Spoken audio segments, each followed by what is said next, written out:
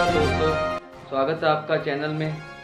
हिंदुस्तान में चुनाव है, जैसा कि आपको पता है। देश के सबसे बड़ा राज्य यूपी में चुनाव है, तो पूरा देश चुनाव के माहौल में रंगा हुआ है। और इसी के साथ पंजाब में भी चुनाव है। तो कांग्रेस पार्टी के बड़े लीडर राहुल गांधी जी आज पंजाब दौरे पे हैं। आप देखते हैं क्या उन्होंने बोला, आइए। 2 घंटे ज्यादा बैठना पड़ा, इसके लिए मैं आपसे सबसे माफी मांगता हूं। हमारे सामने पंजाब का चुनाव है।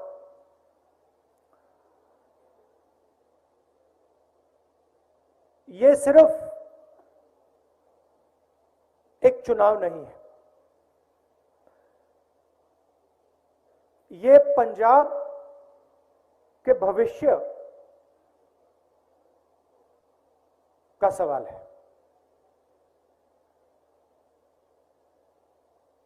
पंजाब किस डायरेक्शन में, किस रास्ते आगे बढ़ेगा, यह सवाल है। और हमारे लिए, कांग्रेस के लिए,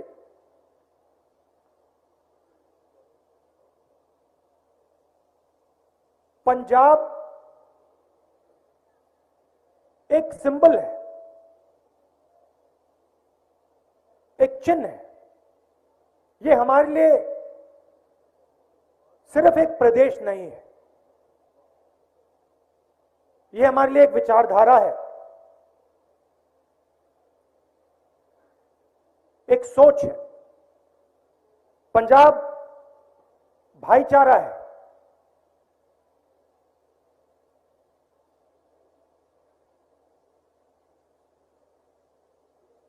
तो ये हमारे लिए, हमारी आइडियोलॉजी के लिए एक बहुत जरूरी चिन्ह है।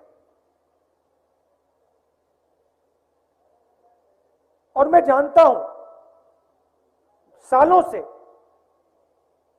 जैसे आज गाड़ी में किसी ने कहा, कहीं भी देखो, ऊपर नीचे पंजाब के अंदर आपको कांग्रेस पार्टी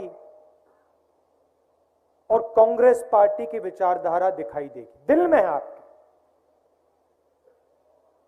और आपने, सबने देश को इतना दिया है,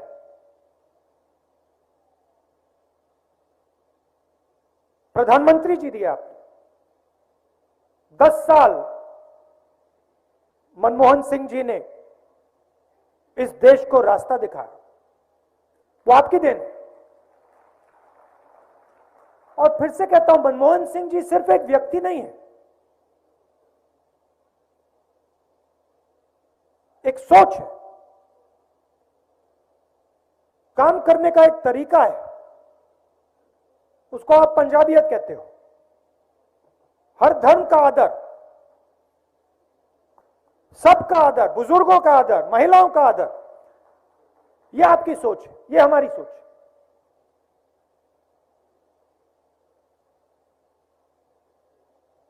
तो रास्ता आपने चुनना है।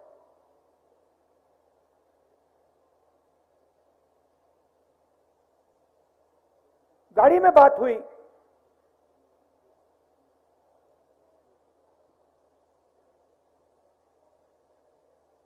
कि आगे पंजाब को कौन लीड करेगा।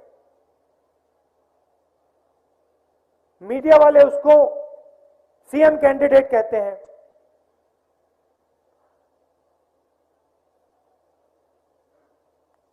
दोनों चन्नी जी ने और सिद्धू जी ने गाड़ी में मुझे कहा कि देखिए, पंजाब में सबसे बड़ा सवाल कांग्रेस पार्टी को पंजाब में कौन लीड करेगा।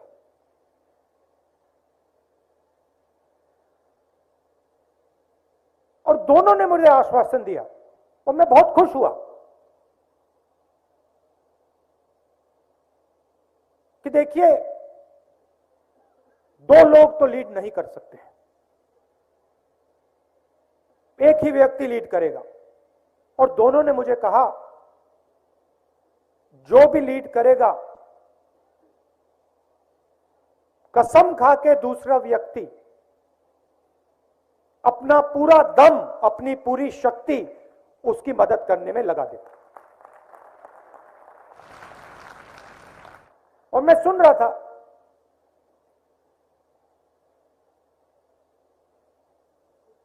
काफी खुश हुआ। और मैंने सोचा कि हां,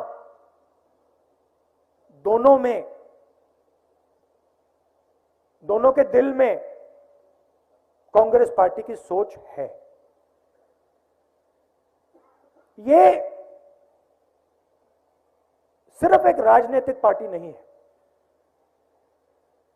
देश में बहुत सारी राजनीतिक पार्टियां हैं, ये सिर्फ एक राजनीतिक पार्टी नहीं है। ये एक विचारधारा है। ये वो विचारधारा है जिसने अंग्रेजों को हराकर इस देश को बनाया है। वो ये विचारधारा है। और इस विचारधारा में हम सब एक हैं। जैसे कहा जाता है कि पंजाब 5 नदियों का स्टेट है, मगर अगर आप उसको गहराई से देखें तो वो 5 नदियां एक नदी से आती हैं और फिर वो 5 नदियां समुद्र में मिल जाती हैं। और आज मैं सोच रहा था, भाषण के बारे में सोच रहा था, और मैंने नोटिस किया कि पंजाब शब्द के अंदर हमारा जो चिन्ह है पंजा, वो भी है।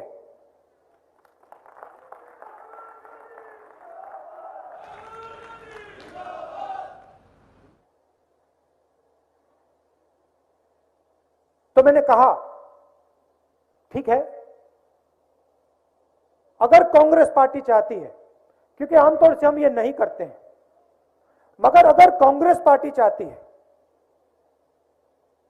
और कांग्रेस पार्टी का कार्यकर्ता चाहता है और पंजाब चाहता है, तो फिर हम चीफ मिनिस्टर का निर्णय आपके लिए ले लेंगे। कैसे लेंगे? अपने कार्यकर्ताओं से पूछकर,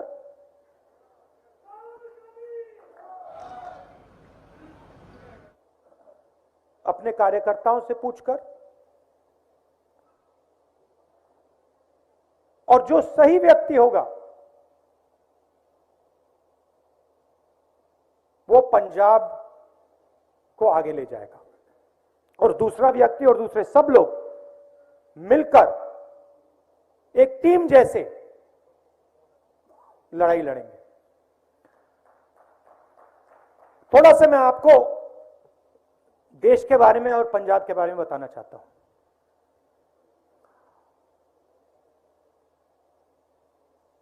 चाहे वो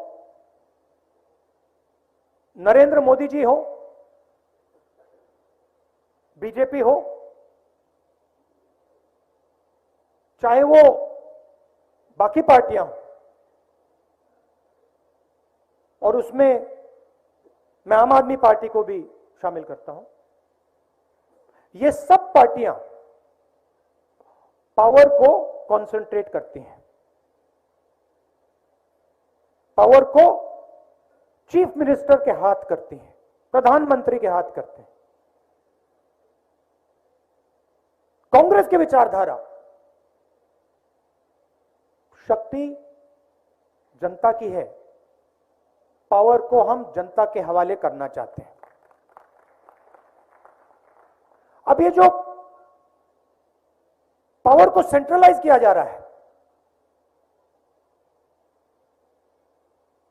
जो नेशनल लेवल पे नरेंद्र मोदी करते हैं और आमतौर से चीफ मिनिस्टर्स करते हैं, इससे देश का क्या नुकसान हो रहा है, प्रदेश का क्या नुकसान होता है, मैं बताता हूं। रोजगार का सिस्टम आप देखिए, किसी भी प्रदेश में जाइए, रोजगार स्मॉल और मीडियम बिजनेस वाले देते हैं। जो देश के सबसे बड़े उद्योगपति होते हैं, वो इतना रोजगार नहीं देते जितना छोटे दुकानदार, स्मॉल एंड मीडियम बिजनेस चलाने वाले लोग देते हैं। नेशनल लेवल पे आप देखिए, डिमोनेटाइजेशन, नोटबंदी, किसको नुकसान हुआ? छोटे बिजनेस वालों को, दुकानदारों को, स्मॉल मीडियम वालों को। फायदा किसको हुआ? देश के सबसे बड़े 2-3 अरबपतियों को। उसके बाद जीएसटी लागू की, किसको फायदा हुआ? उन्हीं 2-3 अरबपतियों को। किसको नुकसान हुआ? छोटे दुकानदारों को, स्मॉल मीडियम बिजनेस वालों को। किसान बिल मोदी जी लाए, 3 बिल। पंजाब के किसान ने पूरा दम लगाकर हिंदुस्तान की सरकार के सामने खड़े होकर, और मैं आपको बधाई देता हूं, हम भी आपके साथ खड़े थे, मगर आपने उन बिल को खारिज कराया। मगर बिल का लक्ष्य क्या था? बिल का लक्ष्य था कि जो किसानों का है, जो मजदूरों का है, जो छोटे दुकानदारों का है, वो उनके हाथ से छीनकर हिंदुस्तान के सबसे अमीर 5-6 अरबपतियों को दिया जाए, यह लक्ष्य था। डिमोनेटाइजेशन, जीएसटी, किसान बिल, इसके बाद देश रोजगार पैदा नहीं कर पाएगा, और वो आपको दिख रहा है। देश में आज सबसे ज्यादा बेरोजगारी है। यहां पे आपको पेट्रोल और डीजल के दाम में थोड़ी मदद की गई, मगर बाकी देश में यह नहीं होता। यहां पे हमारी सरकार ने बिजली में ऐतिहासिक काम किया, आपकी मदद की, बाकी स्टेटों में नहीं होता। ये हमने क्यों किया? क्योंकि हम समझते हैं कि सबसे ज्यादा दर्द, सबसे ज्यादा दुख, सबसे ज्यादा बोझ आज गरीब उठा रहा है। उसमें सब धर्म के लोग हैं, अलग अलग जात के लोग हैं, मगर जो गरीब है आज हिंदुस्तान में,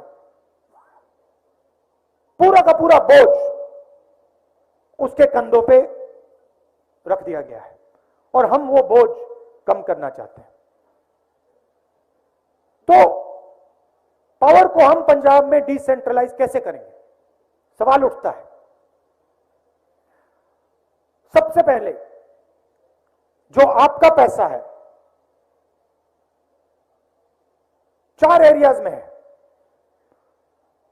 शराब, माइनिंग, ट्रांसपोर्ट और केबल टीवी। इन सिस्टम्स में हजारों करोड़ रुपए आपके हैं, वो आप तक नहीं पहुंचते। हमने शुरुआत की है, मगर हमें एवोल्यूशन नहीं चाहिए, हमें रेवोल्यूशन चाहिए। जो आपका धन है वो हम आपके हवाले करना चाहते हैं। और इन 4 एरियाज में हम एवोल्यूशनरी काम नहीं करेंगे, हम रेवोल्यूशनरी काम करने जा रहे हैं।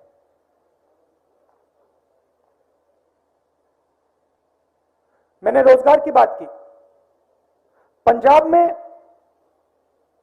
आपके पास 23 क्लस्टर्स हैं, अलग अलग बिजनेस के clusters, small and medium industry के क्लस्टर्स। मोहाली में आईटी और शिक्षा का हब, अमृतसर में टूरिज्म, मेडिकल टूरिज्म, पूरी दुनिया से लोग अमृतसर आते हैं, गोल्डन टेम्पल में दर्शन करने आते हैं, जालियांवाला बाग देखने आते हैं। लुधियाना में इलेक्ट्रिक व्हीकल्स का हब, जालंधर में स्पोर्ट्स गुड्स का हब, बठिंडा में फार्म इक्विपमेंट का हब, पटियाला में फुलकारी, और पूरे पंजाब में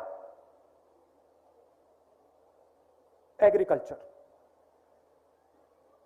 हमारी सरकार ये जो पैसा अल्कोहल, माइनिंग, ट्रांसपोर्ट और केबल से आएगा, उस पैसा का प्रयोग इन हब्स को world class centres of excellence में बदलने का इस्तेमाल होगा।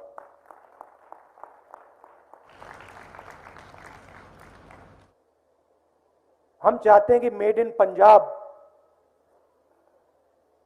पूरी दुनिया को ये शब्द दिखने लग जाए, मेड इन पंजाब। पंचायती राज की राजीव जी ने बात की थी।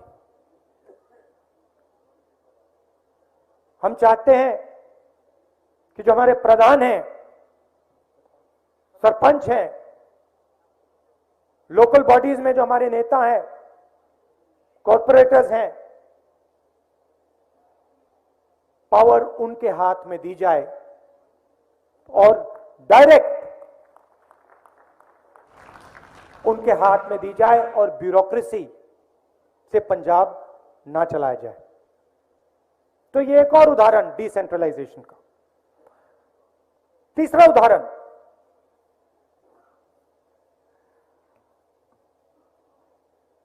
सरकार आपके द्वार 160 सर्विसेज जो सब लोग चाहते हैं,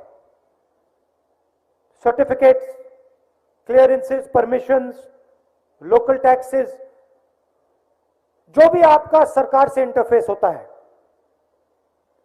ये सब चीजें 160 चीजें